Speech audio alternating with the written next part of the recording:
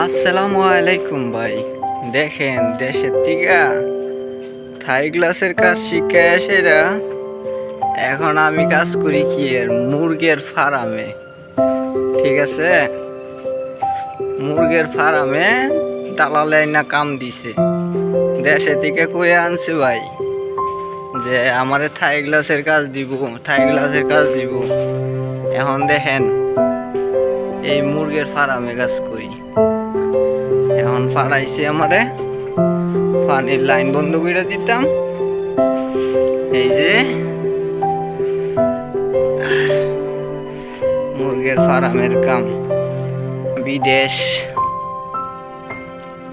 কত সুন্দর যে সুখের বিদেশ। দেখেন ভাই 30,000 টাকা বেতনে কাজ করি। কত সুখ না জানি বিদেশ। সবাই মনে করে বিদেশ না জানি কত সহজ, কত সুখ। এই যে ওটু চালু হয়ে গেছে সবকিছু।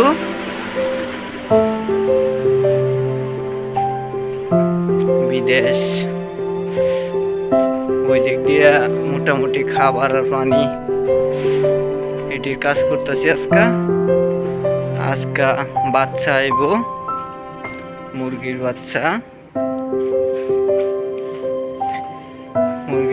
আইলে আবার এই যে দেখেন মুরগির খাবার।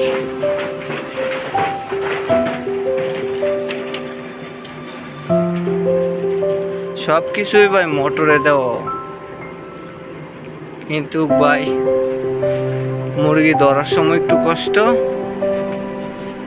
তাছাড়া মোটামুটি একটু সহজ। কিন্তু ভাই দুঃখের বিষয় সেটা হলো বেতন কম, খুবই অল্প টাকা বেতন। কইছে কোম্পানির মেজে দিব গ্লাসের কাজে। এখন ভাই দুঃখের বিষয়, দালালের ফাঁদে পড়েন না। নিজের আপন কেউ থাকলে তারে দিয়া কাজ করাইবেন যাতে ধরতে পারেন। ঠিক আছে।